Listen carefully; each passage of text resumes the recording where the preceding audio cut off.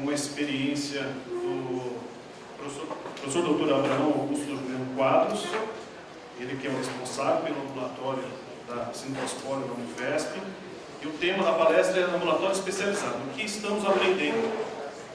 Aproximadamente quase 15 anos, de 14 anos mais especificamente, de estudo sobre a Sintospólio na Unifesp, especificamente desse ambulatório dirigido pelo Dr. Abraão. Após a palestra dele, nós teremos um breve momento de perguntas para os dois palestrantes, ok? Não vai dar tempo de abranger depois, no final da tarde. Então o chefe mandou. Sobreviventes das palestras da tarde. 30 minutos, doutor Abraão. Obrigado. Muito bem. Boa tarde a todos. Só lembrar o primeiro encontro lá do México, né? Esse aqui já é o segundo encontro, portanto, como nós falamos de manhã, um crescimento de conhecimento sobre a síndrome pós-pólio. Muito bem. A proposta foi o que nós estamos aprendendo no ambulatório, né? Eu acho que a primeira lição que nós aprendemos foi: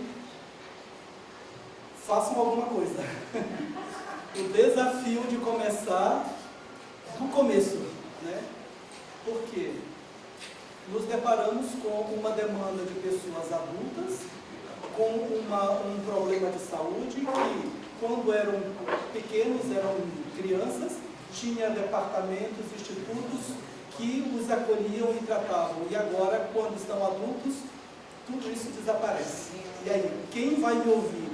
Onde vou me tratar? Então, eu acho que a primeira lição foi o grande desafio, né? Como fazer, como organizar, como atender às necessidades. Muito bem. O nosso ambulatório ele faz parte do setor neuromuscular, que faz parte do departamento de neurologia e neurocirurgia da Unifesp. Muito bem. Esse gráfico aqui mostra os casos de pólio pelo ano que teve a pólio do nosso ambulatório. Vejam, quando nós procuramos na literatura para verificar como comparar isso, nós buscamos os dados do Ministério da Saúde. E nós tínhamos isso daqui. Um registro de 68 para cá. E nós tínhamos dado desde 33. E aí, nós fomos buscar um outro registro. Achamos o do Estado de São Paulo e do município de São Paulo. E aí, lá nós achamos um registro de 33 até 89. Aí nós dissemos, então vai dar para fazer uma comparação. Aliás, a nossa casuística é de 1929, é o primeiro caso, né? E aí nós pegamos aqueles nossos casos e colocamos em cima dessa figura. E olha só lá.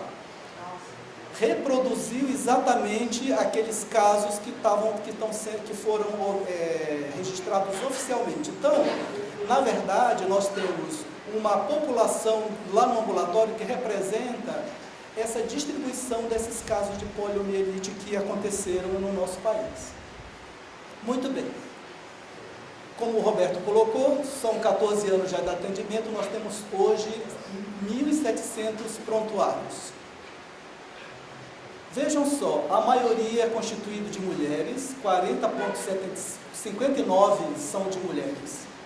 E a idade são pessoas adultas na idade produtiva, né? 46 anos, está todo mundo produzindo. E nós ouvimos muitas pessoas chegarem e dizer assim, deve ser envelhecimento. Como envelhecimento com 46 anos de idade, né? E foi aquela história que vocês colocaram aqui, deixaram de dizer que a gente tinha preguiça, não é? Muito bem. E olha só, essa maioria de mulheres que nos chamou a atenção, mas por outro lado também a gente sabia que em todos os serviços de saúde a maioria são de mulheres, as mulheres se preocupam mais com a saúde. Mas em compensação, nós fomos verificar se as mulheres que estavam no nosso ambulatório, que era a maioria, se tinha alguma tendência ou a gente podia comparar com os homens, e nós fizemos isso depois. Agora, a escolaridade, olha que escolaridade invejável, né? 37% das mulheres têm mais de 11 anos de estudo, de 11 a 14 anos de estudo. E dos homens, 40% deles têm de 11 a 14 anos de estudo. E se a gente pensar, 36% das mulheres têm mais de 15 anos de estudo e 37% dos homens mais de 15 anos, quer dizer, uma população extremamente escolarizada, né? E que naquela idade produtiva se deparou diante de todo esse preparo que fez, não só da vida escolar, da vida acadêmica, mas da vida pessoal, e de repente se deparar com uma nova situação clínica de ter limitações para o seu trabalho, para a sua profissão. Muito bem. Quando nós fomos olhar nessa população que a gente está acompanhando, o que nós aprendemos? 99% dos casos foram poliomielite que aconteceram no Brasil, mas 1% aconteceram fora do Brasil. Olha só, um caso da Argentina, um caso da Bolívia, um caso do Paraguai, um caso do Peru, 3 casos em Portugal e um caso da Suíça. Nós aprendemos que muitas pessoas, ou algumas pessoas que estão com um quadro de sequela de pólio no Brasil, tiveram ou adquiriram essa pólio fora do Brasil, né? Uma outra coisa que nós aprendemos também, que a maioria dessas pessoas que estão ali, tiveram a pólio no estado de São Paulo. 60% tiveram pólio no estado de São Paulo, só 40% em outros estados brasileiros. E desses 60%, a maioria mora no município, teve a pólio no município de São Paulo. Mas olha só que interessante.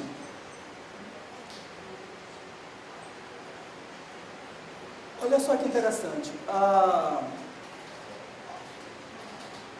Daqueles 40% que tiveram a pólio fora de São Paulo, 50% deles migraram para o estado de São Paulo. Então, o que a gente vê? Que agora, quando a gente vê o lugar onde é a residência, a maioria, 86%, moram no estado de São Paulo. E aqui a gente aprende uma coisa: os pais e as famílias migraram para buscar tratamento para os filhos. E então nós temos uma população no estado de São Paulo com sequela de poliomielite, mas que 20% dela vieram de outros estados quando essas crianças estavam na infância para procurar tratamento. Muito bem. O que mais que a gente tem aprendido no ambulatório? A maioria de todos os casos tiveram o evento da infecção da polio antes dos 2 anos de idade. Veja, uma média de 20 meses e uma mediana de 16 meses, quer dizer, 1 ano e meio, né? Mas nós aprendemos que tiveram uns casos que fugiram dessa frequência maior aí de 80%. Pessoas que tiveram a polio com mais de 4 anos de idade e até pessoas que tiveram a polio com 30 anos de idade. E aí, o que nós fomos aprender? Que esses casos que nós classificamos como poliomielite tardia, eles tinham uma história diferente. E foi mais um aprendizado para nós. Muito bem. Nesses casos de poliomielite tardia, nós levamos então esses casos para a Secretaria Estadual de Saúde para conversarmos com a pessoa que era responsável, que é a doutora Maria Bernadette, para ver como que a gente podia entender e classificar, se é que podia classificar casos tardios, já que os casos, a média de idade dos casos de polio fora do Brasil, por exemplo, nos Estados Unidos, é de 7 anos. Mas aqui no Brasil é de 1 ano e poucos meses. Então, como classificar se a nossa população é diferente? E aí nós tivemos ajuda lá da secretaria, que eu vou mostrar para vocês.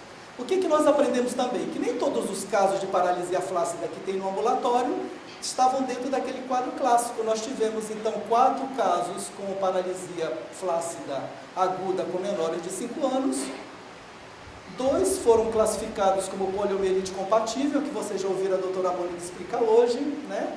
Um caso era paralisia flácida, mas não era poliomielite, era atrofia muscular espinhal progressiva, e um caso, que é o último caso que está no ambulatório, que está em investigação. Então, aprendemos que essa questão dessa possível paralisia associada à vacina, ela é uma realidade, embora sejam poucos casos, mas que tem que ser considerado. Que outra lição nós aprendemos? Que as pessoas chegavam com história de paralisia flácida aguda na infância, uma nova fraqueza instalada na vida adulta, fadiga, e aí? É síndrome pós-pólio?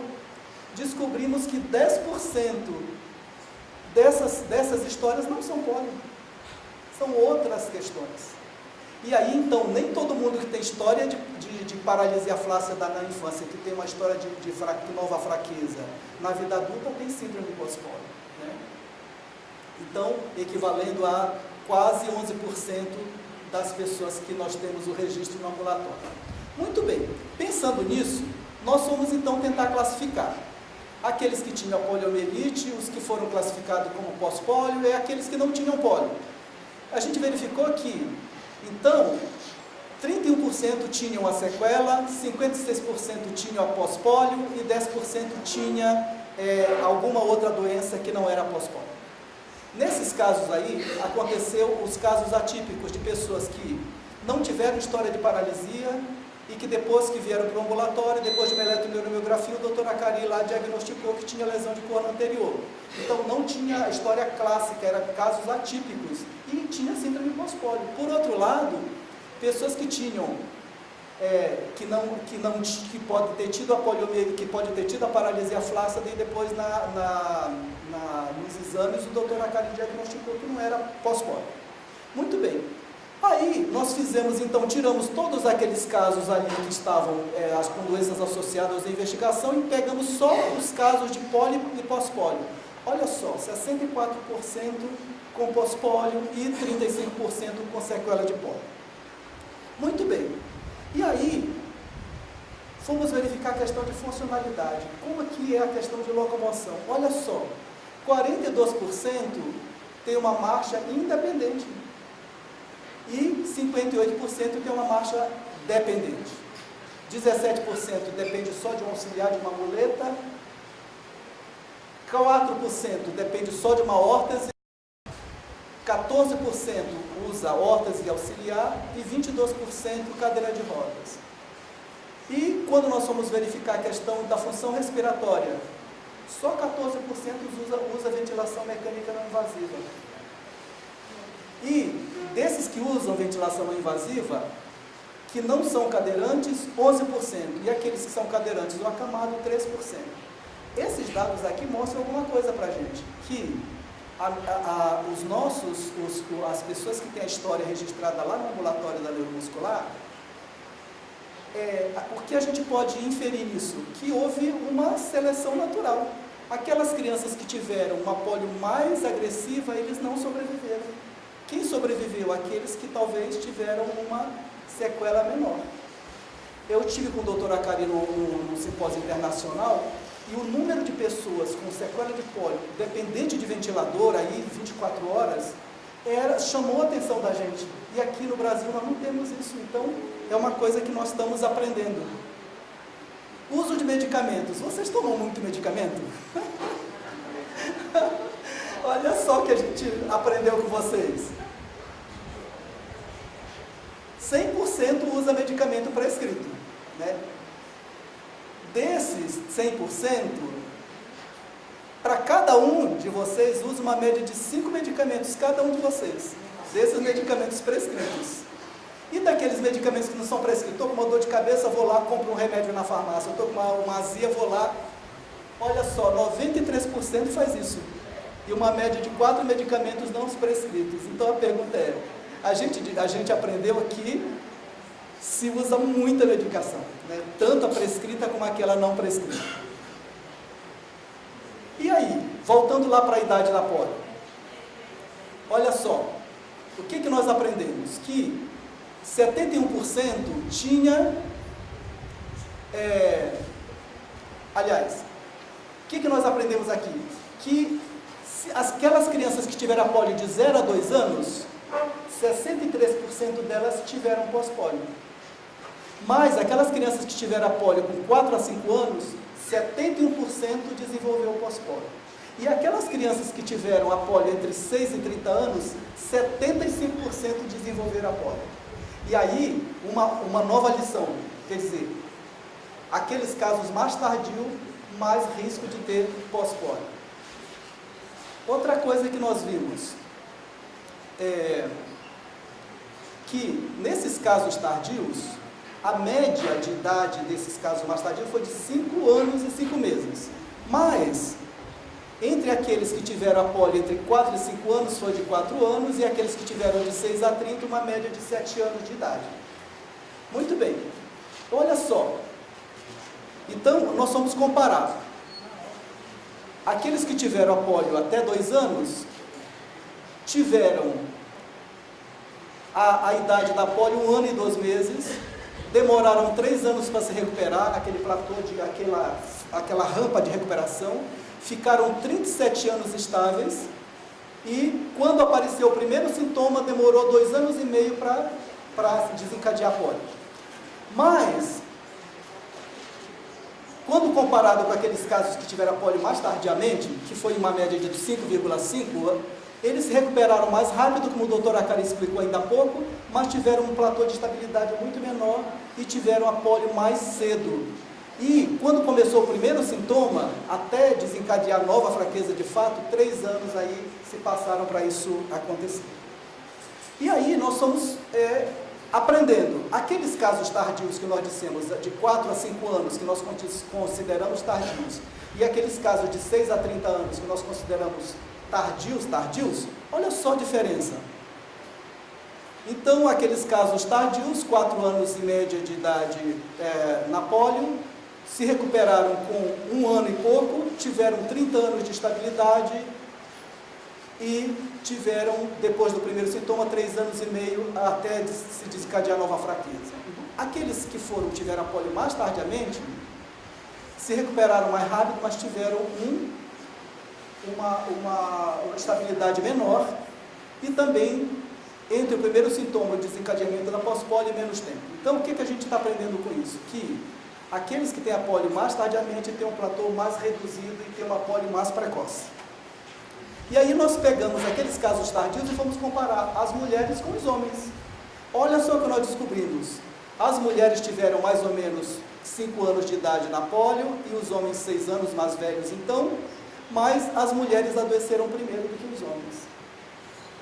E aí aquela história que a literatura já estava trazendo de que a mulher tinha mais propensão para ter a pós-pólio, então aí a gente viu que, na verdade, quando nós comparamos pessoas, as mulheres parece que adoecem mais rápido do que os homens.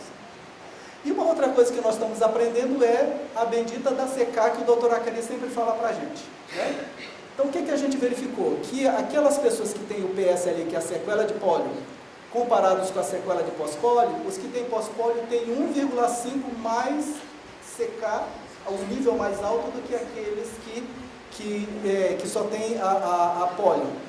E aí fomos comparando. Olha só, os homens e as mulheres comparados com sequela de pólio, os homens têm um nível mais alto de CK. Na pós-pólio é a mesma coisa, então parece que os homens têm uma CK mais alta do que as mulheres, aí o doutor Acari pode nos ajudar na hora da discussão, qual é a base dessa diferença. Depois, quando comparou as mulheres com pólio com mulheres com pós-pólio, as mulheres com pós-pólio têm uma CK mais alta do que as que têm só sequela. O doutor Acari vai ali explicar para a gente. Depois, os homens que só têm sequela de pólio com os homens que têm pólio, os homens que têm pós-pólio têm muito mais CK livre na circulação sanguínea do que isso. E a gente interpreta isso aqui como lesão do tecido muscular, não é, doutora Acari? Depois ele vai explicar para a gente direitinho. O que mais que nós aprendemos? Que tínhamos que documentar essa doença. Então, o doutor Acari já mostrou, então fomos fazendo esse processo e fechamos com a história da diretriz.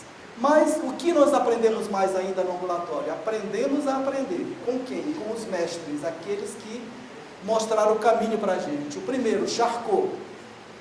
Aqui está o primeiro artigo escrito lá em Paris, em 1875. Foi escrito por um estudante que era orientado pelo Dr. Charcot, falando da história de um moço de 19 anos, que era um curtidor de couro, que tinha o braço esquerdo mais funcional e ele usava para a sua profissão. E olha só a reflexão que o Dr. Charcot fez, que este rapaz, ele teve uma atrofia muscular progressiva, né, que estava presente no corno direito da medula espinhal. Então, ele tira duas conclusões. A primeira, que a lesão desse corno anterior, que esse rapaz tinha essa lesão no corno anterior. E a segunda reflexão que ele fez, que o trabalho exagerado que ele fez com o braço esquerdo aumentou a extensão dessa lesão para o corno anterior esquerdo. E isso levou a um processo de atrofia consecutiva. E esse raciocínio é o que ainda persiste hoje, né? O que nós aprendemos com esses mestres? A fazer diagnóstico, a entender a fisiopatologia, a entender a epidemiologia, a entender a manifestação clínica. Tudo isso gerou esse conhecimento acumulado para que nós pudéssemos documentar essa situação clínica da pós-polio, e hoje nós sabemos que essa casuística brasileira, ela está sendo a maior até agora, e temos mudado, na verdade, a história da pós-polio no mundo, porque conseguimos a classificação internacional, né? Agora conseguimos as diretrizes, foram feitas 100 mil cópias, que todas as UBSs do país vão receber. Então, os agentes de saúde vão conhecer agora a pós-polio, que era sempre a nossa preocupação. Muito bem. Só para a gente se situar, de Charcot até a primeira descrição aqui no Brasil, 119 anos. E quando a doutora Linamar escreve, ela diz assim: até o momento, 94, não tem nada registrado sobre pós-polio no Brasil. Mas eu chamo a atenção para nós mudarmos o nosso paradigma, porque aquilo que nós achávamos que era uma situação estável, não é, né? Depois, do Charcot até a primeira descrição clínica, 127 anos, olha que demorou. Mas demorou, mas nós fizemos a diferença, não é verdade? Graças a todos nós. Muito bem, e hoje são 142 anos, desde a primeira descrição. E nós estamos aqui, lutando juntos, descrevendo juntos e fazendo a diferença juntos, né? Muito bem. Que já foi, o nosso amigo Bajo, que começou a nossa história lá, ali foi a primeira reunião lá no Hospital São Paulo, da primeira associação, né? Muito bem. Quem é a nossa equipe? Aqui estão o doutor Acari, o Abraão, a Aline, Celiana, a Claudete, Kátia, Letícia, Mona Lisa, Mônica e Ruth. Quem nos ajudou a construir essa história até agora? Ana Luísa, que está ajudando, né, Ana? A Fernanda Maggi, o Luiz Fabiano, a Mônica, que esteve hoje conosco, o Roberto, que está aqui, a Tatiana Mesquita. E, como diz o Acari, quem faz a diferença para a gente, que é a mais importante lá? Ó, quem é? A Cláudia. Ela que manda ali. A Claudete nos ensina uma lição muito grande. Vocês veem, a Claudete, ela usa o scooter, ela usa a cadeira de rodas, e um dia a professora, a doutora lá do Biolab, como é o nome dela? A doutora Priscila chegou para mim, quase fui atropelado pela Claudete ela vinha com o scooter dela na maior velocidade. Eu lembrei uma vez da Gerda, que chegou lá no auditório e fez quase que um cavalo de pau com o scooter dela, vocês lembram disso? Muito bem. Liberdade e a Claudete, ela está todo dia lá no ambulatório, não falta um dia, e ela que manda realmente ali. Muito bem. Era isso que eu tinha para dividir com vocês. O que nós estamos aprendendo e, na verdade, estamos aprendendo com vocês. É vocês que têm passado as informações e a gente, como disse o doutor Acari, só estamos interpretando essas pegadas e verificando aonde nós estamos e o que nós podemos fazer para produzir mais material e para ter capacidade técnica para atender melhor vocês. Obrigado.